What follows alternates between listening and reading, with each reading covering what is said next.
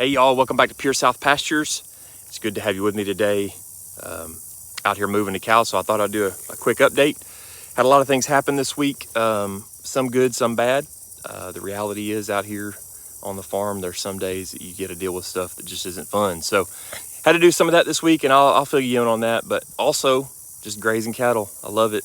You can see we're battling the goat weed, but we're coming behind it and mowing. I'll show you the results of that. I can show you some regrowth. And we're going to be looking at some sheep, the cattle. Hang in with me. Glad you're here. Let's get going. All right, on this hillside, there's a lot of goat weed. But if you look down in here, there's Lespedeza. That is not, somebody can correct me if I'm wrong, but in all the identification that I've done, there are different kinds of Lespedeza. Most people talk about the Korean, and I think the Korean Lespedeza is a little larger. This is a Japanese Lespedeza from the identifiers that I've done. So it's a little smaller, hovers close to the ground. Some places, like right here, you can see this is about 8 inches tall. But when cattle go into a paddock, that's the first thing to go for. Look at her. See, she's going for it. They love it. That's a lagoon. Will not cause bloat. As a matter of fact, when I first got on this property, it's covered in it. I mean, it's everywhere there's a bare spot, there's that plant, and I hated it at first. I thought it was just junk. And then I started noticing the cattle will go in. That's the first thing they go for. So it just shows you, it's not really about what you think. Just watch what they do, and you'll see what they like. Here's some of it right here. Check this out. See, this is, that stuff is pretty tall. So it can be a little deceiving because you got these nasty weeds, these old rank. I mean, this is just an old stemmy weed that nothing will eat. I hate this stuff, but the cattle they're going in and they're selecting in between it. And so honestly, there's a lot growing down in there. There's some broom sedge. You can see the dog fennel. That's the tall stuff here. The thing about dog fennel is the cows will use that. When you come in here later today, or when I come in here later today, I'll notice. Did you see that? She pulled a. Look at her. She's using all the plants, but she pulled a goat weed and threw it up on her back, trying to get the flies off. But anyway, this dog fennel. This is a plant that the cows won't necessarily eat. Sometimes they'll tip it when it's younger, but they'll beat it up. They'll come in and they'll rub on it because it'll kind of rub on their side, get the flies off, and it's real aromatic. When you break it and smell it, it smells like a spice or something, or like an essential oil almost. You can see here, this is a little paddock I gave them last night. I'm just going to walk back to where they were 2 days ago. The plants that you see in front of me that are, I mean, look at this. Look at that, how beat up that dog fennel is. Just the top of it still standing. And then this right here, look at these stubs.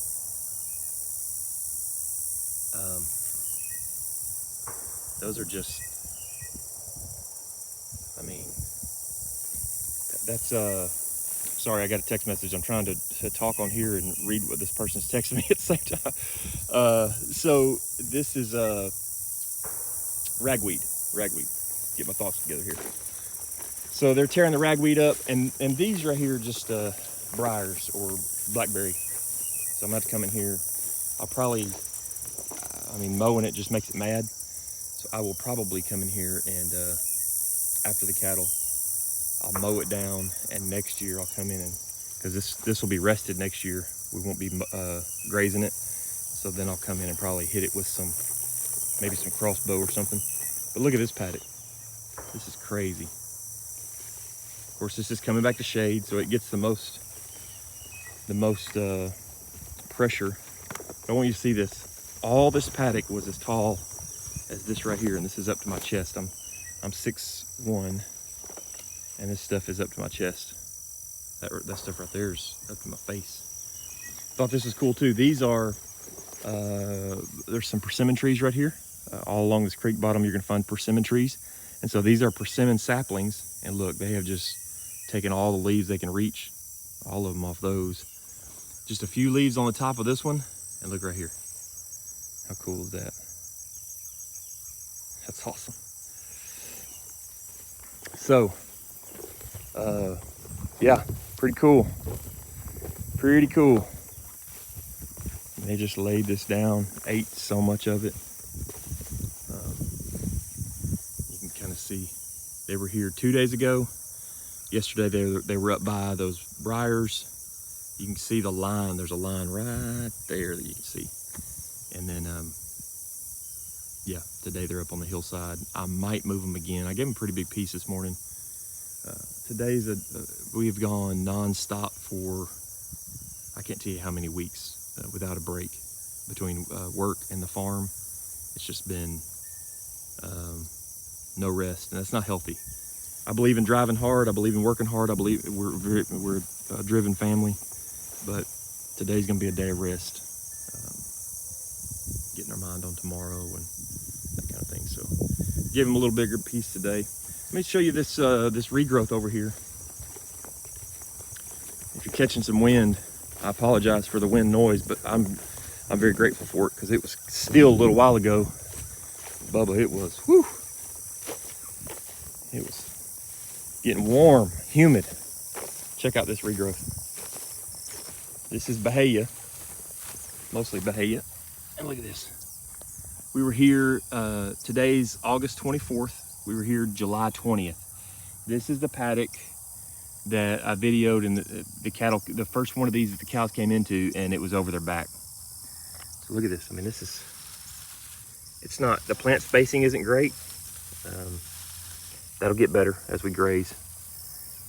But you can see 30 days regrowth without any rain. Last Sunday we got 6/10. That's the only measurable rain we've had in 30 days. So looking pretty good. Yeah. People that say if you graze it off short, if you non-selectively graze, that it won't grow back. I mean, we've had hot days. It hasn't been as hot this year as it has in past years.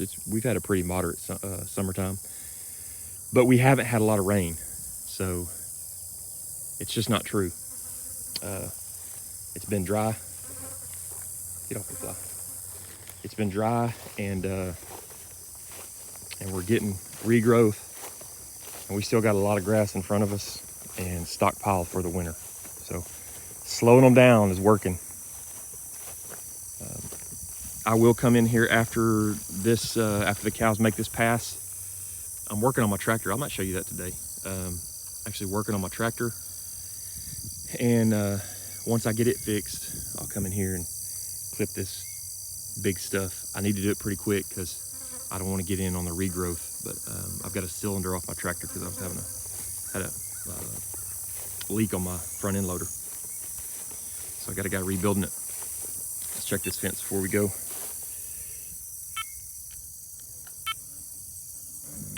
It's not great, but I saw it was, looked like a, there we go. Lights flashing. This is on a solar charger because we don't have electric fence on this farm yet. But I saw it was popping red and green on the button, but 5.5 will hold them in. It'll remind them that it's there. All right, I'm gonna jump on four-wheeler. We'll run up. I'll show you some other things we got going on today. All right, so I got the rams up here in the working pen. Rambo, the old ram, he's 7. Basically giving him away. He may go away today. Had a guy that was interested in him, but had a family crisis happen and wasn't able to come get him. Another guy says he's coming today. We'll see. The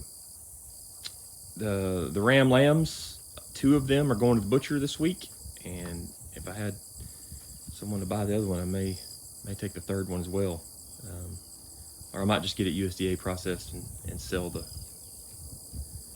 meat. I may do that, but they're up here. I had them separated off, and they're kind of doing a number on the working pen. You know how these pens get during the summertime, they just get grown up, and so while they're here, I got them weed eating for me, and every day I'll throw some alfalfa pellets in these weeds that they don't want to eat. What are these things? Anybody know what these? I know that nothing like wants to eat them. It's a vine. It's got all these hard balls on them. Look like oranges. Anyway, there's some kind of melon, I think, but nothing that anybody wants. So, when I was talking about grass earlier, here's what I'm talking about. And I know there's a lot of brown on top of that, but that's a lot of green down in there. Look at that. And it's as far as you can see. But we got grass. And a lot of it's over mature, but down low, it's good. This is the part that we've let, this is our season-long stockpile. It's rested all season. Actually, I take that back. It didn't rest all season. We grazed it really, really early. The cool seasons, we grazed off of it, but the warm seasons, it rested all summer. So that's been pretty cool. All right, I'm gonna go see the ewes and let's see them.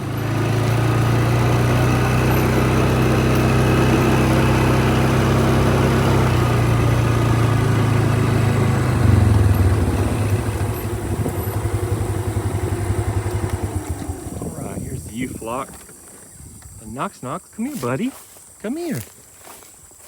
You gonna be on video? Come on, Bubba. Hey, man. How are you? You doing good? This is a good dog, y'all. He's a little torn right now because he knows the rams are up in the pen. And so last night he was going in between. I heard him barking. He would be down here with the ewes and then he'd run up there, keeping everything away from the rams. That's a good dog, man. He's great. Hey, girls. They're looking good. You don't have to go anywhere, girls. They're resting. I should have pulled the rams off a long time before. I did see them doing some breeding or some breeding activity for several weeks. I'm new to the sheep thing, and so as I told you before, the pace of life sometimes dictates the level of intensity that we manage. So the sheep have kind of been, man, they've just been great. I mean, again, we just got grass forever, and they've been on this, and try not to pan too fast. There's another field up here that goes all the way to the highway, or the road up there, and they've been on these fields. You can see I clipped in here just a little bit. I've still got to clip over there. There's a lot of broom sedge in here, but when you clip it this time of year, a lot of other warm season grasses and stuff begin to express themselves, come out from under it. So, and the sheep really like it. They like an open area a lot better than, they get nervous in real high grass. There's a couple of these ewes that are really, really friendly, able to touch them.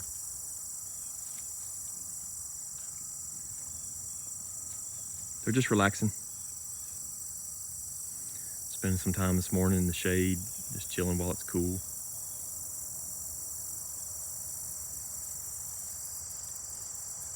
So I've got a dozen of these, and had an unfortunate experience this week. I'll get into that in just a minute. Really like this cream-colored ewe right here. She's really unique. That's that Katahdin coming out. These are Dorper Katahdin crosses. They're fairly docile. You can see that they don't want you getting too close, most of them. That, I think it's that girl, the white one laying down there on the back side of that cream one. She's real prone to come running up to me, get scratches on her forehead. Come here, Knox. Come here, boy. Come here. Come on. Get over here. Come on. Come here, buddy. Come on. Come on, buddy. Oh, you good boy. Yeah, buddy. I heard you barking last night. I heard you whooping up on stuff. Making sure everybody knows you're here, aren't you? Yep. That's one of the things I think, you know, a good dog is vocal. Look here, I bet that's where he was laying. Oh, I'll show you something else in just a second. I'll put a picture up. But last Sunday, I talked about getting 6/10. Well, it was pretty good rain. I was down here fixing some fence so that the ewes they're trying to go over my neighbor's hayfield there. Well, Knox was down here with me while I was fixing the fence because the sheep were pretty close, and it just shows you how these dogs they really have to function like a wild dog in a lot of ways. They're very independent. He was over here, and it came pretty good rain. I was working on this fence, and I was just thankful for the rain, honestly. I just kept working. I got to looking for him. I came over here, and it was thundering real hard. He was in, I don't know if you can see it. I'm gonna have to get down in here where you can see it better.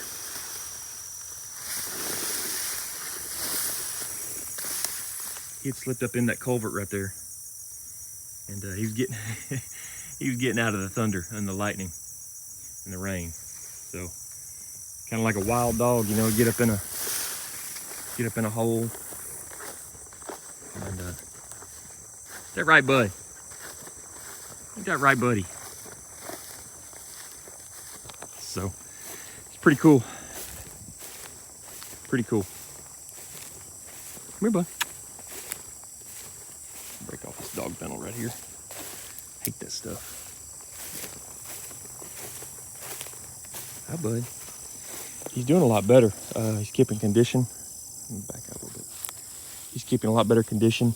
For a while, you could see his hip bones, but I started with a different high performance and high energy food, and feed him twice a day. I feed him by hand. I do have a dog feeder, and I had planned to build a a portable feeder where he can get in a Greg Judy style feeder, or a lot of people use those kind. And I decided not to because this interaction every day I think is good. I know he's here. I only feed him around the sheep. I don't feed him up by the house. That would be easier. And honestly, a lot of times it's tempting just to throw some food out because I know he'll come up there and find it. But it's better feed him down here with the sheep, and that keeps him with them all the time. He doesn't come up there looking for food. So because of his story and him just being pretty, when he first came, he was pretty, he was all over the place. And man, how he's turned around. I don't know what this is right here, but it's got bugs on it. All right, buddy. Okay, so earlier this week, one of our rams, actually, it's been happening for a while. I've been seeing it, but it wasn't such a big deal. Well, then earlier this week, I noticed one of our rams, his testicles were just ballooned. I mean, very, very, very abnormal. And to the point where he was uncomfortable and he wasn't able to get around good, and he was just kind of walking bow-legged and honestly, dragging. Just a bad deal. So I started watching, and he started getting lethargic, and there was no change for the better. They were getting worse. And so, it's one of those things that I didn't want to butcher him because I didn't know if there was infection. So there really was nothing to do except to put him down. So that's one of the things about this farming journey that, man, we've had to put a lot of animals down. Just stuff go wrong, they get hurt, an infection or sickness, disease that is not curable. So not a good thing, not a fun experience, and I just hate that kind of stuff, but it's, the old saying, if you have livestock, you're gonna have dead stock, and it really is true, and you're gonna have to deal with it. It never becomes easier. You just do it and get it over with and move on. And if that sounds heartless and somebody doesn't understand, then obviously, maybe this lifestyle isn't for you, or or maybe you would do something different, but that's just what we chose to do. So anyway, not fun stuff, but it's part of it. So we got the rams and the ewes separated. Gonna move the rams this week, hopefully off the farm completely. We'll buy in new rams breeding stock this fall, put them with the ewes in December. So I'm afraid we're gonna have some winter lambs anyway from the activity that I saw earlier, but we'll see. It is what it is, right? Can't change it now. So we'll do better next year. All right, guys, thanks for watching today. Appreciate you as always. God bless you. Have a good one. We'll see you on the next one.